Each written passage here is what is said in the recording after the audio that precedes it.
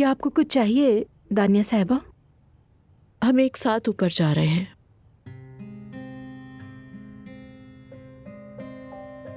लेकिन क्यों? कमरा बदलना चाहती हूँ अपना। हमें भी तैयार होना है।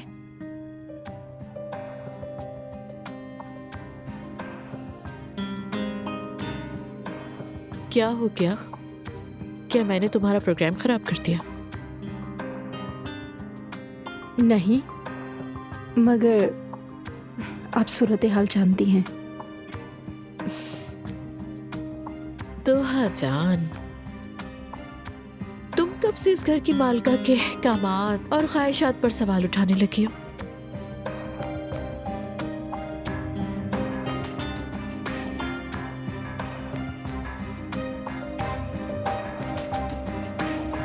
समझ गई हूं मैं।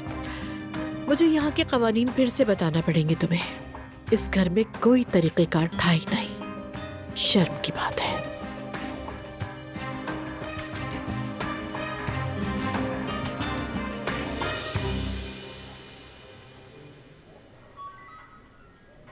ज़मरूद साहिबा, बराए करम मेरे साथ चलें, आपका बयान लेना है।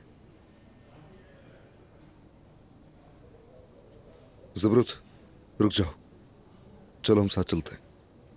ये क्या बोल रहे हो अदनान? ज़मरूद, क्यों नहीं, मैं तुम्हारी हालत समझा दूंगा। मुझे मालूम है कि तुम थकी हुई हो। देखो, ये तुम्हें तकलीफ दे सकता है। मैं भी चलता हूँ तुम्हारे साथ। इसकी जरूरत नहीं, तुम अपने खानदान के साथ रहो। ज़मरूद, ऐसा मत करो। अगर तुम नहीं चाहती तो हम तुम्हारे डॉक्टर को बुला लेते हैं, प्लीज। मुझे किसी की भी हमदर्दी या मदद की बिल्कुल भी जरूरत नहीं है। मैं यहाँ अपना बयान दूंगी और बस। अब प्लीज।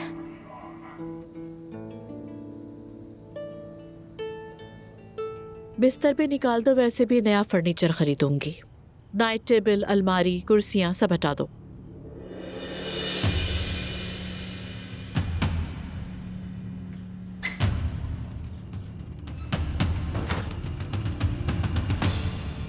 इस दीवार को भी रंग करवाओ और परिंदा भी हटा दो, मेरी पसंद का नहीं है।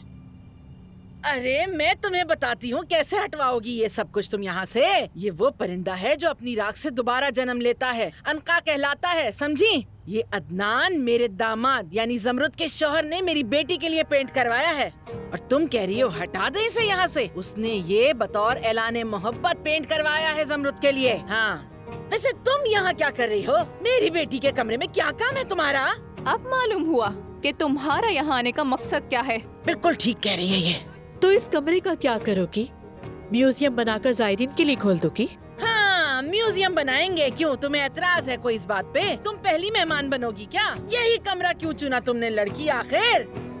हुरिया साहिबा, मैं अदनान की कानूनी बीवी हूँ, ये जहन में रखें। चाहूँ तो इसी कमरे में रह सकती हूँ, इजाजत की जरूरत नहीं मुझे। हाँ, वो तो मैं देख ही रही हूँ सब कुछ। और वैसे किस ताल्लुक से अब तक आप यहाँ ठहरी हैं? ये बात वाकई मुझे जाननी है। मेरा ख्याल है आपको अपना सामान बांधना शुरू कर देना चाहिए। हो सकता है मैं आपका कमरा वर्कशॉप या कहीं और बना दूं।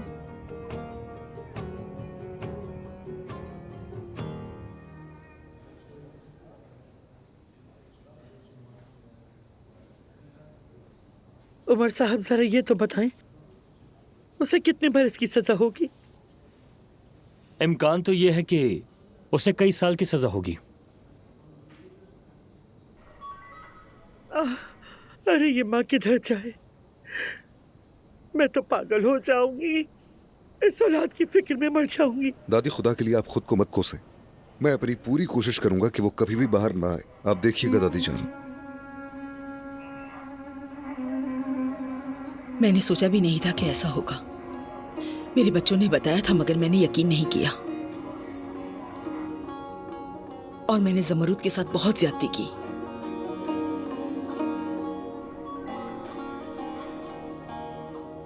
ज़मरूद कैसा रहा? ठीक रहा।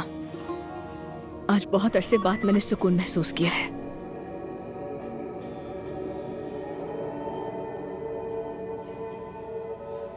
ज़मरूद, मुझे वाकई तुमसे माफी मांगनी चाहिए थी जब बात तुम्हारे शौहर की हो और तुम सोचती हो कि शायद इस बार कुछ मुख्तलिफ हो। ऐसी बात नहीं है, आपने मेरे साथ कुछ बुरा नहीं किया। ये सब बातें मत सोचे, अभी इसका सोचे। ठीक है, अब मुझे चलना चाहिए। आप सब अपना ख्याल रखिएगा बहुत। जबरूत, लतीफ, इन सबको घर पहुंचा दो, मैं आ रहा हूँ। ठीक है भाई। जबरूत, जबरूत, माफ करना, मैं तुम्हें घर छोड़ देता हूँ, इस तरह अकेले नहीं जाने दूंगा। मैं खुद भी जा सकती हूँ। जबरूत, जानता हूँ तुम्हारा दिल टूटा है, पर मैं तुम्हारे साथ खड़ा हूँ, तुम्हारी इज्जत करता हूँ, मगर तुम्हें भी मेरी इज्जत करनी होगी प्लीज। मैं तुम्हारी सेहत को लेकर फिक्रमंद हूँ, इसीलिए अकेले नहीं छोड़ूंगा। अदनान। जबरूत, बस बात खत्म हो गई, चलो। ठीक है।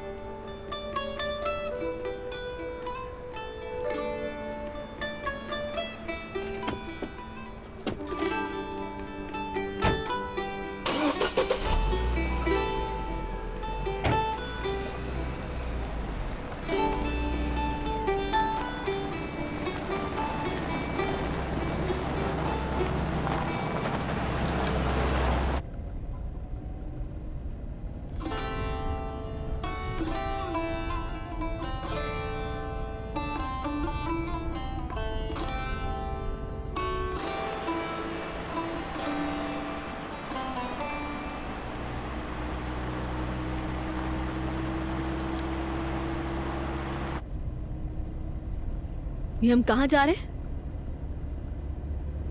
ये रास्ता तो मेरे घर की तरफ नहीं जाता।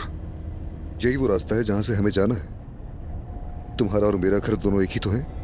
अदनान, गाड़ी रोको, मुझे उतरना है अब। ऐसा मत करो प्लीज। मैंने कहा गाड़ी रोको फौरन।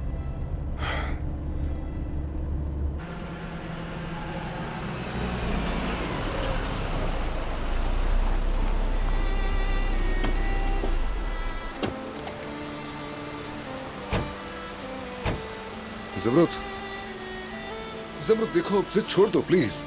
मेरे चचा भी अब उस घर में नहीं रहे। वो घर तुम्हारा भी घर है और मैं जानता हूँ कि तुम दुरुस्त थी। देखो, तुमने अपने चाचा से मुतालिक जो कुछ भी कहा वो बहुत अहम था, मगर तुम्हारे घर का कोई और फर्द होता तो ऐसा कभी ना करता। मुझे सच बोलना ही था, वरना हम दोनों आगे कैसे बढ़ते, बताओ मुझे। क्या? अच्छा, फिर तुम्हें हर बात में ईमानदार रहना होगा। क्या मतलब है इस बात का? तुम्हारी बीवी है, बेटी है, उनके साथ नाइंसाफी मत करो, क्योंकि जब तक मैं उस घर में रहूंगी तुम उनकी हक तलफी करते रहोगे। यार जमरूत देखो, मेरी बात सुनो। मेरी एक बेटी है, मगर तुम मेरी फैमिली हो, ये तुम नहीं समझती। मुझे इसका पछतावा हर रोज होता है और तुम्हें अंदाजा नहीं है इस चीज का। मैं सोचता हूँ कि आखिर इस सूरत हाल तक मैं कैसे पहुंचा और क्यों हुआ मेरे साथ ऐसा। वादा करता हूँ सब दुरुस्त कर दूंगा, ये मामला भी जल्द खत्म हो जाएगा। बस एक बार भरोसा करके देखो मुझ पर। बताओ कैसे खत्म होगा? मैंने उमर भाई से बात की है, मैं जल्द से जल्द तानिया से तलाक ले लूंगा। मैं किसी न किसी तरीके से ईशा की कस्टडी हासिल कर लूंगा। लेकिन इस तरह तो तुम ईशा को खो दोगे अदनान। मगर दूसरी सूरत में तुम्हें खो रहा हूँ। ये सब तुम्हें इसलिए आसान लग रहा है क्योंकि अभी दानिया तुम्हारे साथ है। जब उसे खो दोगे तो क्या होगा? हमारी खुशी से ज्यादा ईशा की खुशी ज्यादा अहम है। जबरूत, अगर तुम वाकई मेरी परवाह करती हो तो रुक जाओ, हमारे प्यार का दिफा करो। शायद तुम भूल रहे हो कि हम बहुत पहले अलग हो चुके हैं। ये क्या कह रही हो? हम कब जुदा हुए जमरूत? ये कब हुआ बताओ मुझे? हमारे दिल एक दूसरे से बंधे हुए, तुम क्यों नहीं समझती? हम चाहकर भी अलग नहीं हो सकते। प्लीज जबरूत, हमारे पास कोई और रास्ता नहीं है। ईशा का एक आंसू हमारी खुशियों पर भारी पड़ सकता है, क्यों नहीं समझ रहे तुम? अब प्लीज जाने दो मुझे। जबरूत, मैं तुम्हें जाने नहीं दूंगा। देखो, मैं ये नहीं कर सकता। चलो गाड़ी में बैठो। हमारी क्या बात हुई, क्यों भूल रहे हो? ठीक है, ठीक है, समझ गया, मगर प्लीज तुम्हें घर तो छोड़ने दो। नहीं, मैं खुद ही चली जाऊंगी। देखो, ये मत कहो जमरूत। तुम्हें क्या लगता है मैं इतनी रात को तुम्हें इस सड़क पर अकेला छोड़ दूंगा? पागल हो? ऐसा नहीं हो सकता।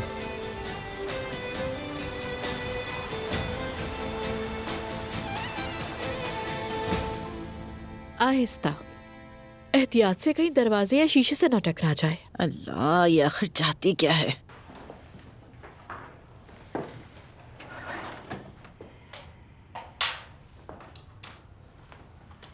इसका क्या करना है? ये अलमारी से मिला है हमें।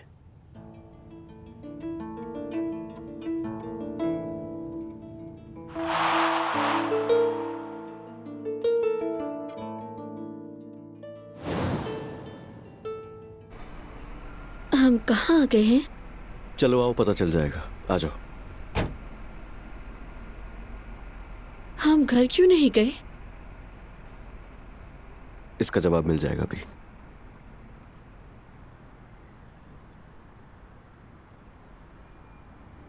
वजह तुम्हारे सामने है।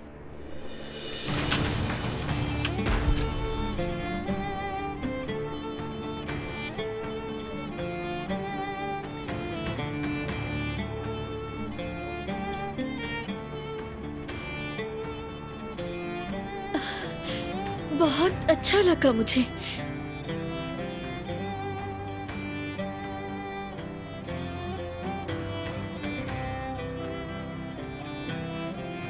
जाओ बैठो।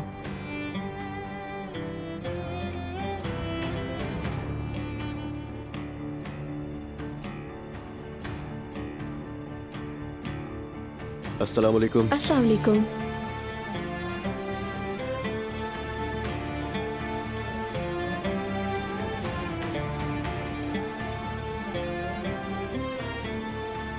जाओ ना। तुम्हें डर लग रहा है क्या? बिल्कुल भी नहीं। तो ठीक है।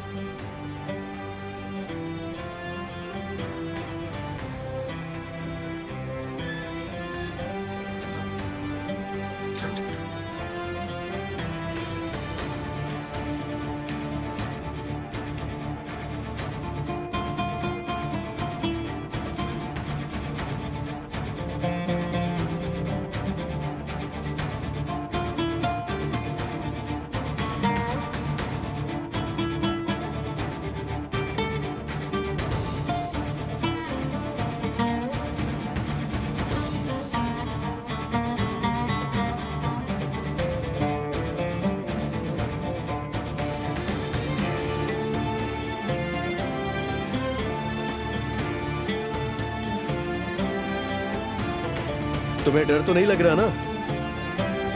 बिल्कुल नहीं लग रहा। ये तो अच्छी बात है। वाकई मुझे डर नहीं लगता।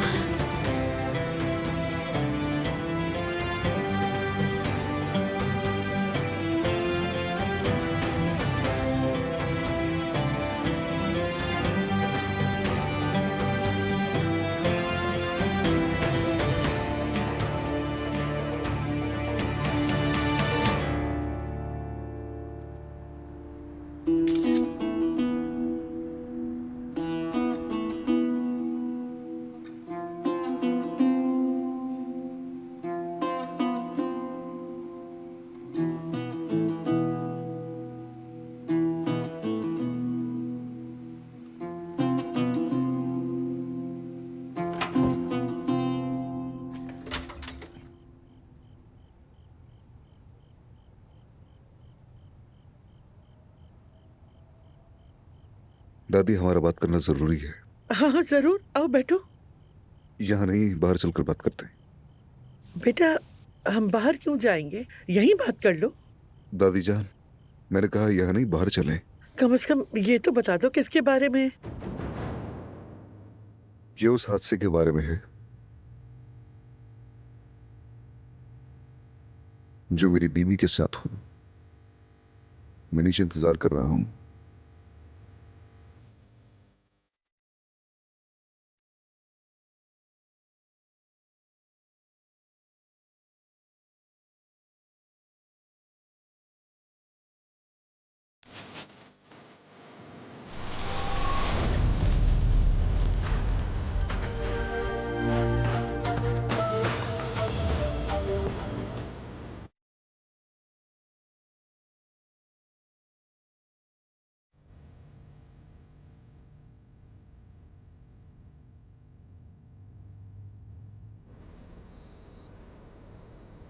बेटा, हम पहाड़ी पर क्यों आए हैं, क्या हो रहा है, बात क्या है आखिर।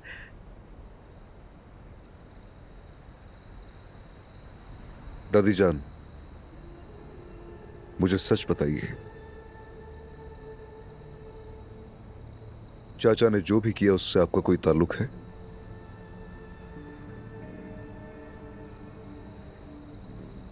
दादी जान देखें, आप इस खानदान की सबसे होशियार खातून हैं।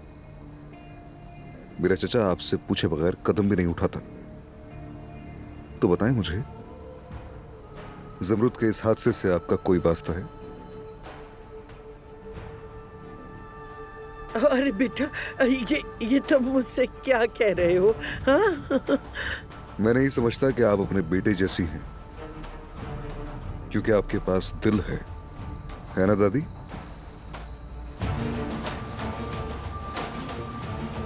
मैं जानता हूं आपको कभी ज़मरुद पसंद नहीं थी और कभी होगी भी नहीं, मगर मुझे उम्मीद है कि आप इस हद तक नीचे नहीं गिर सकती। क्या तुम्हें ये मुमकिन लगता है बेटा?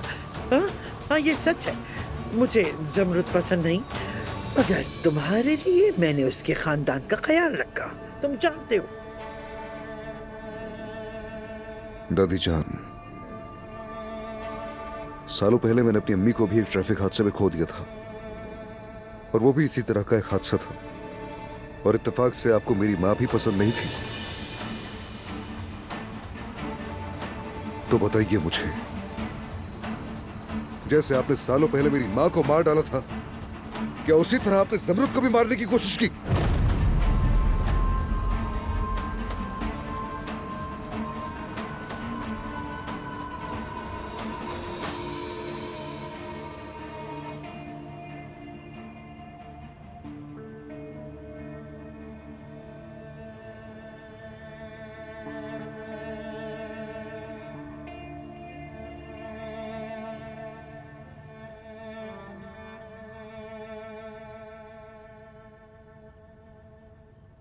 बाबा कहाँ है आप, समझ नहीं आ रहा।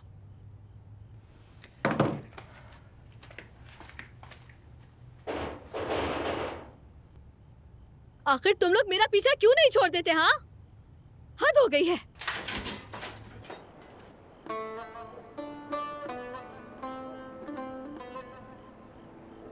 आप यहाँ?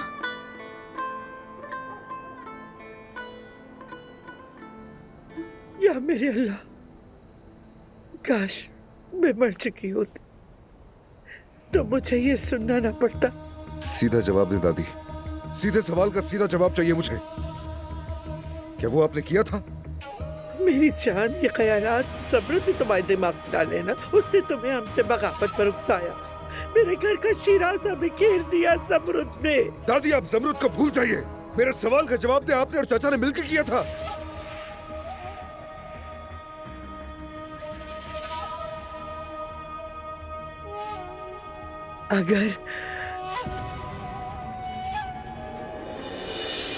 अगर तुम सोचते हो कि मैंने तुम्हारी अम्मी को मारा है तो मुझे गोली मार दो,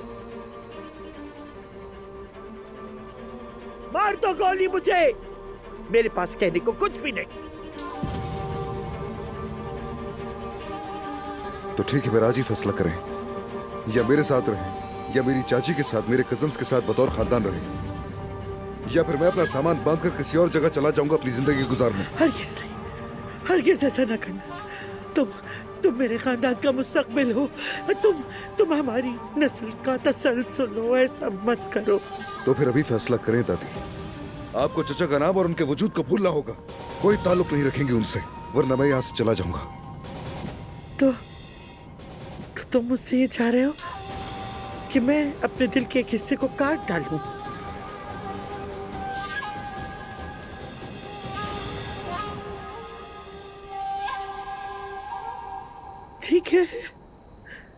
ठीक है बेटा, मैं अब्बास को छोड़ सकती हूँ, मगर तुम्हें नहीं छोड़ सकती। मैं तुम्हें नहीं छोड़ सकती मेरी जान, मैं तुम्हें नहीं छोड़ सकती बेटा।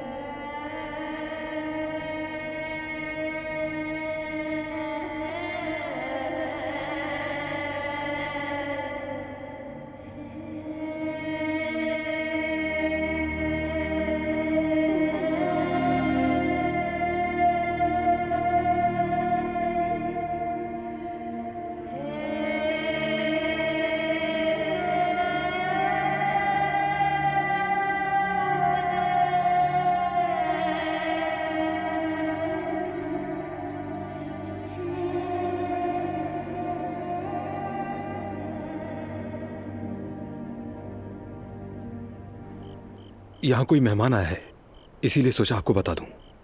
और कौन है वो मेहमान? वही शराबी आदमी सिनान, वही आया हुआ है। तुम कहीं मत जाना, मैं आ रहा हूँ। ठीक है जनाब।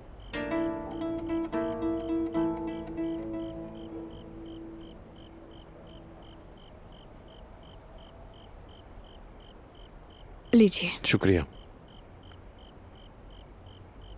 मेरा घर कैसे मिला आपको? मैंने दानिया को ईशा के बारे में फ़ोन किया। उसने बताया कि तुम अपने बाबा के पास आ गई हो। यहाँ का पता उसी ने बताया मुझे। कहा कि वो कोरक्यू में है।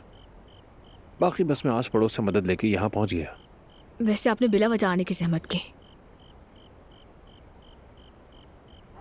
मैं आपको चाय ज़रूर पिलाती मगर सामान ख़त्म हो गया है। नहीं नहीं, पूछने का शुक्रिया। मुझे चाय नहीं पीनी, बस आपसे बात करने आया हूँ। अदनान के खिलाफ शिकायत के बारे में सोचा मैंने।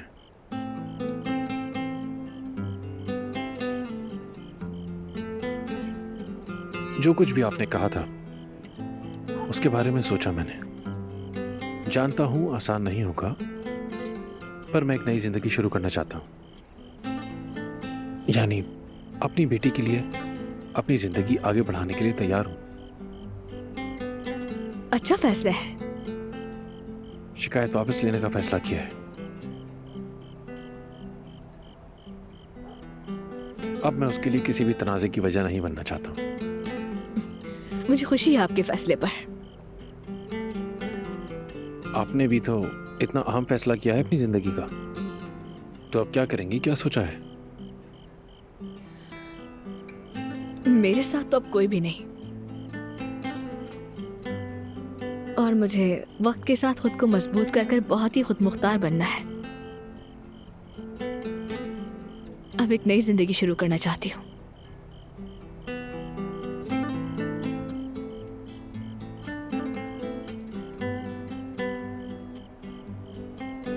लेकिन इसके लिए मुझे नई नौकरी की जरूरत है। नौकरी? जितनी जल्दी हो सके।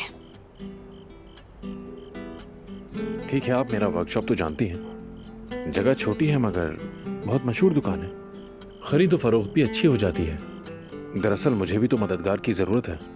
एक साथी था मेरे साथ, लेकिन वो चला गया। अकेले संभालना मुश्किल है। आप आ जाएं तो अच्छा होगा। और वैसे भी आपको काम का तजर्बा भी है। लेकिन पहले एक बात सुन ले मेरी। मैं आपसे ज्यादा पैसों का वादा नहीं कर सकता, लेकिन हम साथ काम करेंगे और कमाई बांट लेंगे। क्या ख्याल है? यानी मैं